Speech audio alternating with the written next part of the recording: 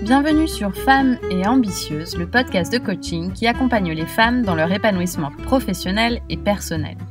Je suis Jenny Chamas, coach de vie certifiée et maman de 2 enfants. Les informations que je partage ici sont disponibles sur mon site coachapi.com. Abonnez-vous au podcast sur la plateforme de votre choix, un nouvel épisode est disponible tous les mardis. Si vous aimez Femmes et Ambitieuses, vous pouvez soutenir le podcast en laissant votre avis sur iTunes. Cette semaine, je souhaite remercier Pegop33 qui a écrit sur iTunes. Bravo, accessible et intelligent, ces podcasts donnent des clés faciles pour changer le quotidien. Un format court, parfait pour le métro.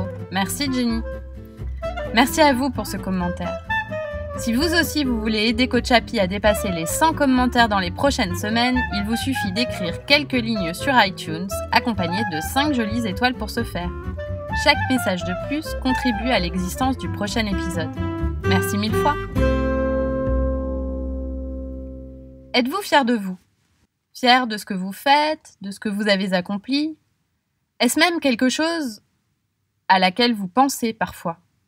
Je constate qu'on passe beaucoup de temps dans la tête du guidon à enchaîner les projets les uns après les autres sans même prendre le temps de se délecter de leur réussite. C'est le bac, puis nos études, c'est trouver un premier boulot, c'est trouver un partenaire de vie, c'est gagner plus, c'est diriger une équipe, c'est avoir un bébé, puis 2, puis 3, pourquoi pas. Alors on avance, et on oublie de lever la tête, de respirer, d'admirer ce qu'on construit et d'en profiter. Je m'en suis notamment aperçue quand j'ai fait la liste de tous les accomplissements de l'année 2018. En début d'année, j'avais listé 25 objectifs pour Coachapi. Je les connaissais bien, ces objectifs. Ils étaient ambitieux et franchement, je ne croyais qu'à moitié que j'y arriverais. J'ai avancé. À la fin de l'année, je me suis dit que ce que j'avais accompli n'était pas si mal, mais je ne peux pas dire que je brillais de fierté. Pourtant, vous savez quoi? Sur les 25 objectifs que je m'étais fixés, j'en avais accompli 18. 18. C'est énorme, 18. Et quand j'ai réalisé ça, je me suis sentie tout à coup très fière. Bien plus que 10 minutes avant. Parce qu'au lieu de me concentrer sur tout ce que je n'avais pas encore fait, j'ai regardé tous les pas que j'avais faits, toutes les graines que j'avais semées et les résultats qu'elles ont créés. Et je me suis sentie fière et heureuse. La fierté est une émotion qui fait du bien et elle est accessible à tous. Elle ne dépend pas de ce que vous avez accompli, mais de vos pensées à ce sujet. Ça veut dire quoi être fier de soi? Être fier de soi, c'est avoir une bonne estime de soi. C'est aimer la personne qu'on est et ce qu'on accomplit. C'est savoir se féliciter. C'est aussi s'auto-approuver, sans attendre que les autres le fassent à notre place.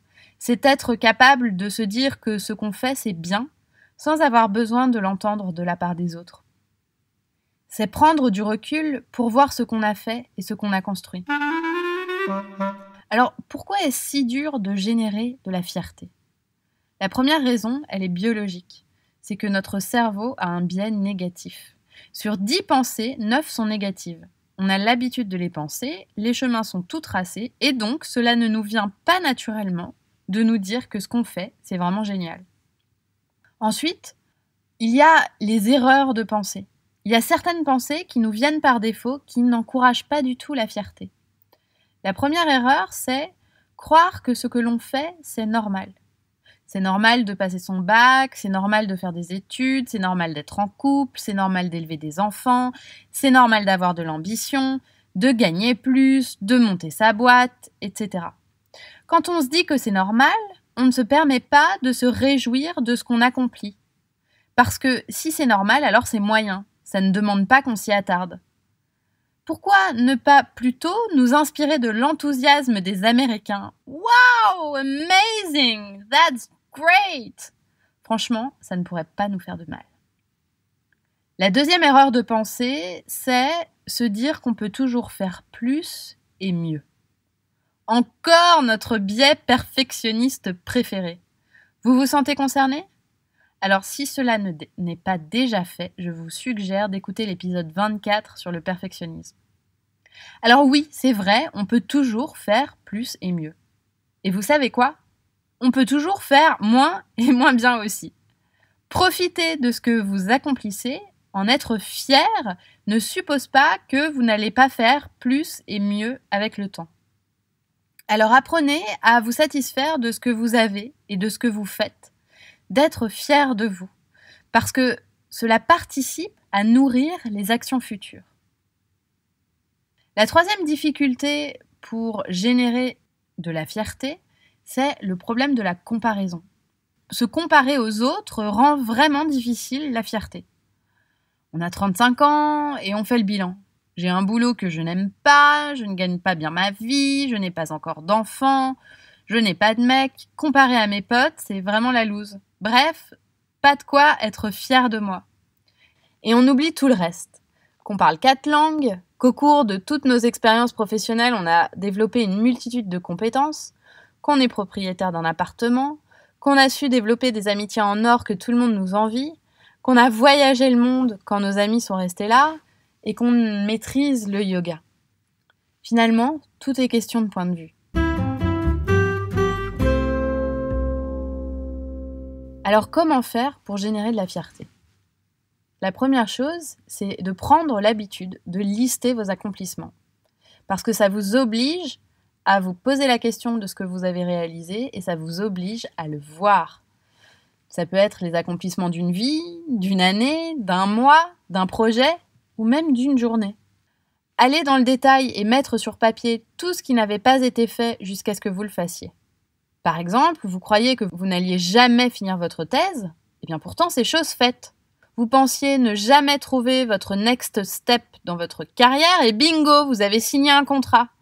Vous croyez ne jamais être capable d'avoir un enfant, et maintenant vous en avez 2. Vous croyez que vous ne seriez pas en mesure de cuisiner des lasagnes, et pourtant vous l'avez fait une fois pour un dîner entre amis. La deuxième chose pour générer de la fierté, c'est de se fixer des objectifs réalistes, ce qu'on appelle des quick wins, en anglais des petites réussites. Vous vous dites que vous voulez à tout prix trouver le boulot de vos rêves et que ce que vous faites ne vous plaît pas. Objectif, boulot de rêve égale énorme pression. Difficile avec cela de trouver le boulot et d'en être fier, car franchement, c'est comme être en bas d'une montagne à gravir.